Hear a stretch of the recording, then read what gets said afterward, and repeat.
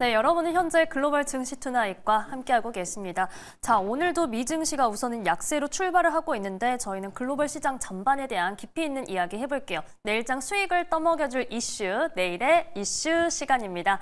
자, 오늘은 퍼스트 프라임 리서치 이동근 대표 모셨습니다. 대표님 안녕하세요. 네, 안녕하십니까. 네, 이번 주도 이슈가 많았는데 오늘의 주제 바로 한번 확인해 볼게요. 오늘의 주제입니다. 젠슨 황, 제롬 파월의 발언, 그리고 마이크론과 반도체 업황. 이번 주에 일정이 많았던 만큼 이 키워드들이 지금 다 들어가 있는 제목인데 우선은 GTC 2025 얘기부터 해봐야 될 것 같습니다. 엔비디아의 GTC 2025 정말 주목도가 높았고 특히나 이 젠슨 황 CEO의 기조 연설도 기대감도 좀 컸었는데 약간 기대에는 좀 못 미치는 이야기들이었다 이런 평가인 것 같아요. 이에 대해서 좀 정리 부탁드릴게요. 사실 이제 이번 그 GTC 2025에서 크게 주목을 받았던 것은 크게 두 가지의 세션입니다. 하나는 이제 젠슨 황 CEO의 기조 연설이고 네. 또 하나는 이제 그 퀀텀 데이라고 그래가지고 양자 컴퓨터와 관련돼 있는 그러니까 양자 컴퓨터의 날이에요, 그야말로. 그쵸. 사실은 이게 굉장히 좀 이례적이었는데 결국 그만큼 이제 지금 엔비디아가 주최하는 이런 그 GTC라는 행사 자체가 이제는 굉장히 커졌다라는 저는 그 반증이라고 생각을 합니다. 사실 단순히 이제 한 일개 기업의 어떤 행사가 아니고 이제 어떻게 보면은 테크 업계 전체의 판도에 영향을 줄 수 있는 그러한 행사가 된 것이 아닌가라는 생각이 들고 요번에 이제 GTC를 보면서 저는 그런 걸 좀 강하게 느꼈고요. 네. 근데 이제 거기서 말씀하신 대로 사실 또 한 번 느낀 건 그거예요. 정말 소문난 잔치는 먹을 것이 없다. 그러니까 이게 기조연설, 그러니까 우리가 이제 이 GTC가 열리기 전에 사실은 주식시장에서는 상당히 기대를 많이 했습니다. 굉장히 좀 구체적인 기대가 나왔었어요. 우리나라 이제 그 관련된 여러 가지 섹터라든가 종목이라든가 이런 것에 대해서 뭔가 굉장히 좀 좋은 얘기들이 나올 것이다. 이런 기대를 했는데 사실 그런 기대가 저는 좀 섣부른 것이 아닌가라는 생각이 들긴 했었어요. 이게 과연 그런 얘기를 하겠는가?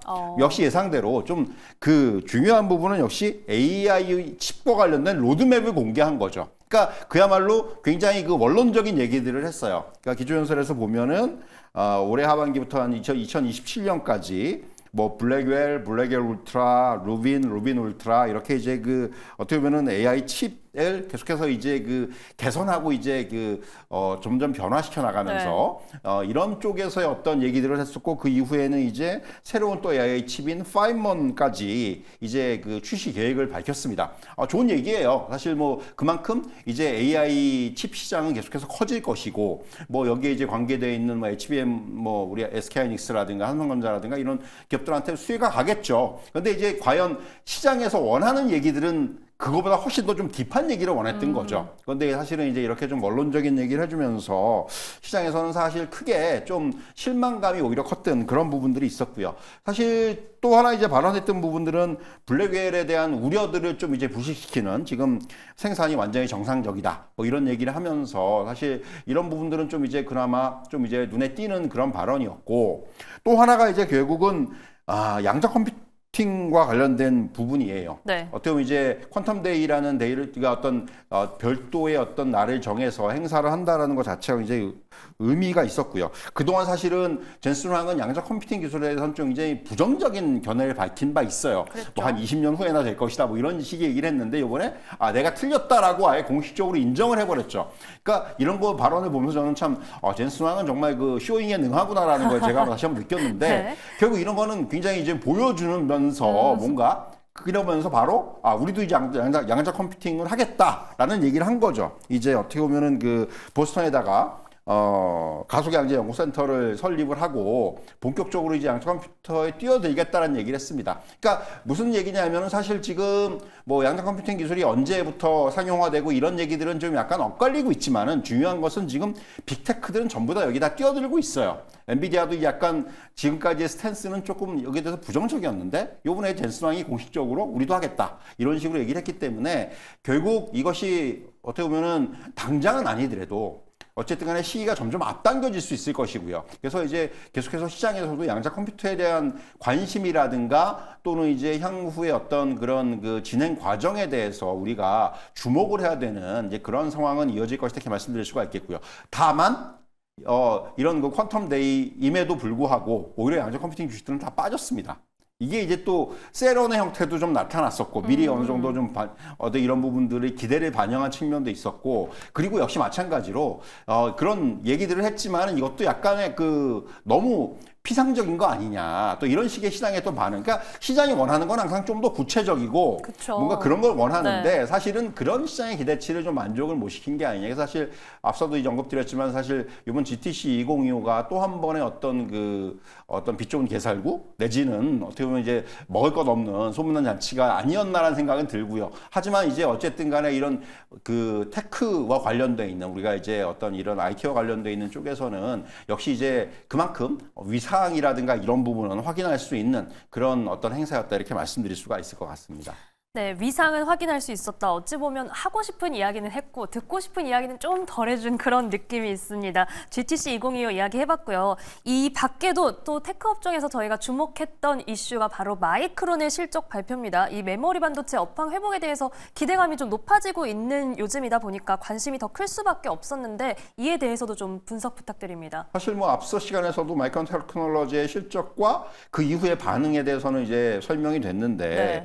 사실 그 2분 제가 작년 12월에 보면은 마이크론 테크놀로지가 이제 2분기 가이던스를 제시를 했는데 이게 시장 예상치에 못 미쳤어요. 그러면서 그때 한번 이제 좀 시장에서 약간 충격을 받았습니다. 업황이 좋아질 걸로 예상을 했는데 이게 아직은 아닌가라는 생각을 했어요. 근데 이제 지난달 12일 날 투자 설명회를 했는데 그때 이제 그 마이크론의 CFO가 그런 얘기를 했죠. 그러니까 그 고객이라든가 스마트폰 재고 수준이 개선이 되고 있다. 그러면서 봄이 되면 정상화가 될 것이다. 그리고 3분기, 그러니까 3월부터 한 5월 정도까지는 그때가 되면은 매출이 성장할 것이다. 라고 이제 예상을 했었어요. 그리고 이제 실적 발표를 했는데 보니까 공개된 실적은 일단은 표면적으로 기대 이상이라는 그런 평가가 나왔고요. 2분기 매출액도 그렇고 그리고 무엇보다도 HBM 매출액이 10억 달러를 돌파했다라는 부분 의미가 있고요. 그리고 데이터 센터형 매출이 3배 이상 증가했다라는 부분. 그러니까 뭔가 중요한 것들이 상당히 의미가 있는 수치가 나왔다라는 부분.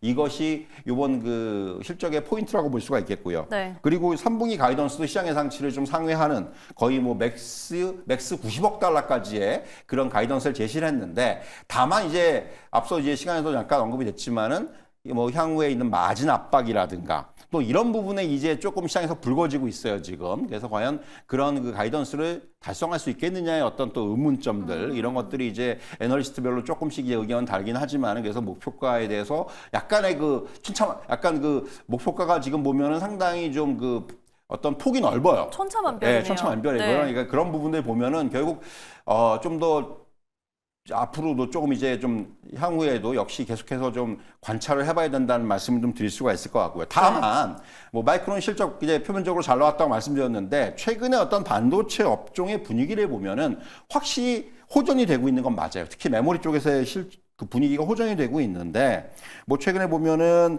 고성능 PC에 들어가는 DDR5 16GB 제품의 평균 고정 거래 가격이 7개월 만에 반등을 했습니다. 그리고 낸드 플래시도 지금 반등을 하고 있고요. 그리고 이제 무엇보다도 이제 모바일 쪽에서도 지금 뭐 LPD DDR5라든가 이런 것들도 지금 반등의 흐름들이 나타나고 있어요. 전반적으로 봤을 때 메모리 가격이 상승하고 있다는 부분은 재고가 이제 어느 정도 소진이 됐다는 얘기고요. 그렇죠. 그리고 업황 바닥을 확인하고 상승 전환으로 이어질 수 있는 그러한 지금 분기점에 와 있다 이렇게 말씀드릴 수가 있을 것 같아요. 그래서 최근에 뭐 국내 증권사들의 리포트라든가 또 외사의 리포트들을 보더라도 상당히 좀 긍정적인 뷰들이 나오고 있어요. 가장 주목하고 있는 것이 저는 사실 최근에 나온 것 중에서는 모건 스탠리 리포트인데 사실 모건 스탠리가 반도체 업황에 대해서는 굉장히 부정적으로 계속해서 뭐 지금도 기억에 남는 윈터 이즈 커밍이라는 굉장히 그쵸. 그 리포트를 내면서 우리나라 반도체 주식들을 갖다가 망가뜨린 적이 한 번 있었는데 모건 스탠리의 뷰가 좀 달라졌죠. 뭐 반도체 업황이 장기적으로 개선될 가능성이 있다고 얘기를 하면서 삼성전자와 SK하이닉스의 목표가를 상향 조정했습니다. 얼마만인지 모르겠는데 이렇게 이제 제가 앞에서 말씀드린 대로 뭐 낸드 플래시 가격이 반등하고 있고 디램 현물 가격도 중국의 어떤 AI 설비 투자라든가 또 관세전 구매 수요라든가 이런 게 이제 그 집중되면서 오르고 있다라는 부분, 이런 부분들이 긍정적으로 평가를 했고요. 결국 이렇게 이제 모건 스탠리가 기조 변경을 했다는 게 저는 상당히 그 전에 이미 골드만삭스는 긍정적인 리포트를 내놨고 그 다음에 이제 모건 스탠리까지도 좀 긍정적인 리포트를 내놓으면서 반도체 업황에 대해서는 이제 조금 상당히 좀 이제 바닥을 찍고 올라오는. 그러니까 뭐 이번에 마이크론 실적이 잘 나왔습니다만 저는 아직까지 삼성전자나 SK하이닉스는 1분기가 조금 실적이 부진할 거예요.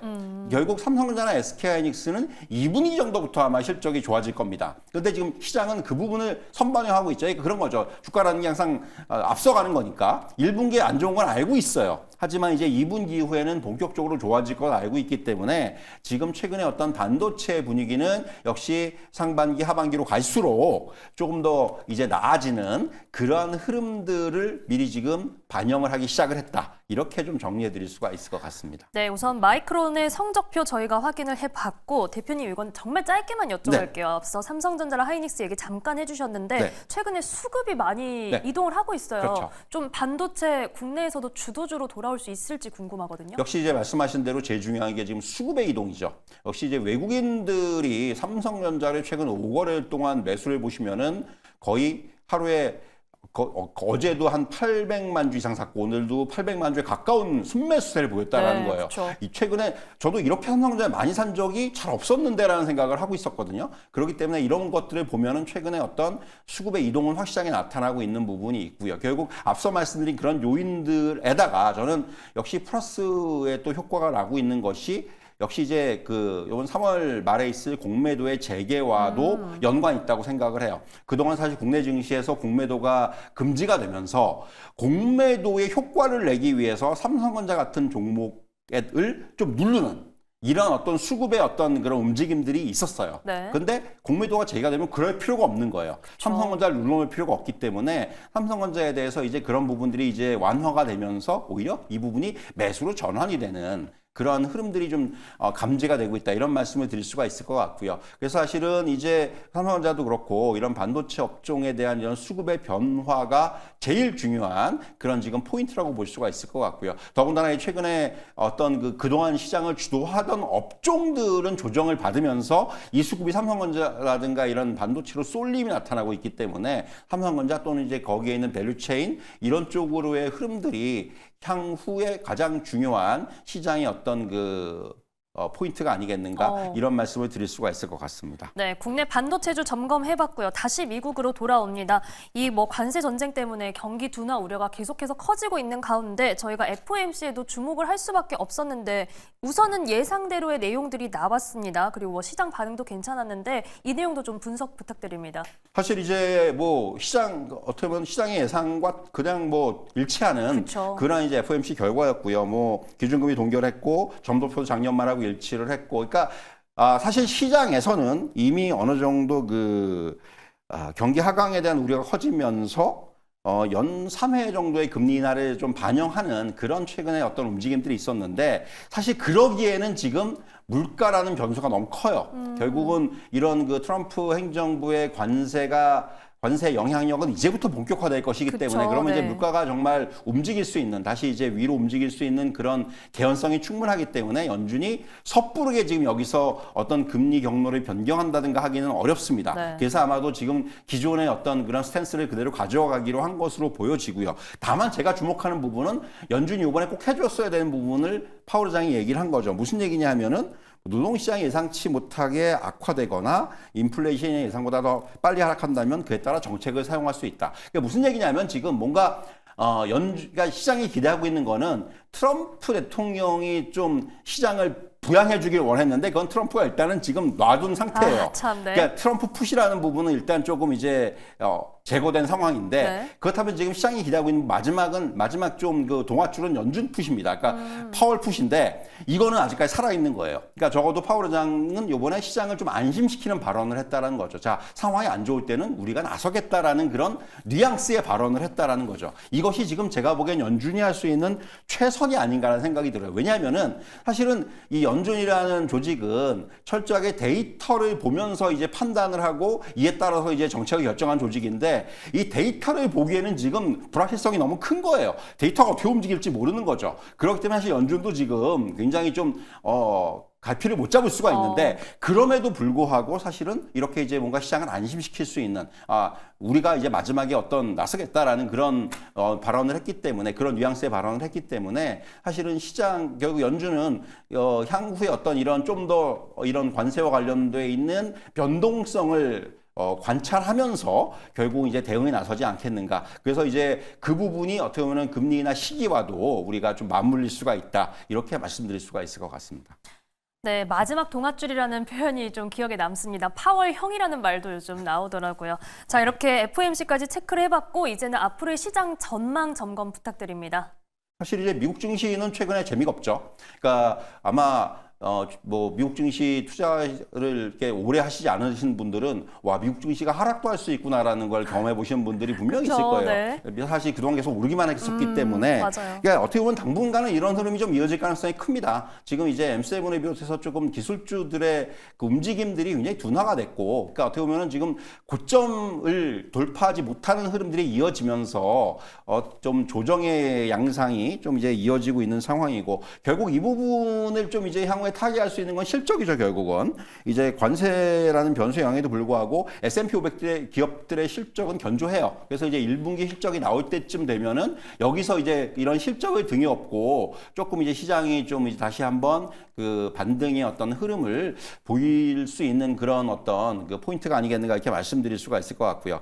그리고 이제 관세는 역시 4월 2일 날 상호 관세가 부과가 되지 않습니까? 이때 이제 시장의 불확실성과 변동성이 이때까지 좀 여전할 것으로 생각이 되는. 다만 관세가 시장에 미치는 어떤 영향력은 점점 완화가 되고 있고요. 그쵸. 그리고 또 하나는 상호 관세가 부과되는 것이 오히려 불확실성의 해소로 해석이 될 수가 있다는 거죠. 그렇기 때문에 그런 얘기들이 많이 나오죠. 최근에 관세 부과되면 시장은 좋아질 수도 있다. 그러니까 막상 이제 이런 불확실성의 제거, 그리고 생각했던 것보다 뭐 약할 수도 있지 않습니까? 업종이라든가 어떤 이런 걸로 따라서. 그러면은 시장은 그런 부분에 대해서 긍정적으로 반응할 수가 있기 때문에 그런 쪽에서 이제 시장을 좀 우리가 대응할 필요가 있다 이렇게 말씀드릴 수가 있겠고요. 결국 지금 시장에서 가장 주목받는 건 반도체예요. 그러니까 이제부터는 결국은 업황의 호전에 대한 시각을 예상하는 그런 뷰들이 늘어나면서 우리나라 증시에서 앞에서 말씀드린 외국인의 수급이 유입이 되라든가 이런 부분들. 그리고 반도체가 어떻게 보면은 시장이 뭐 최근에 다시 이제 뭐 정치적인 리스크라든가 뭐 이런 부분들이 좀 불거지고 있는데,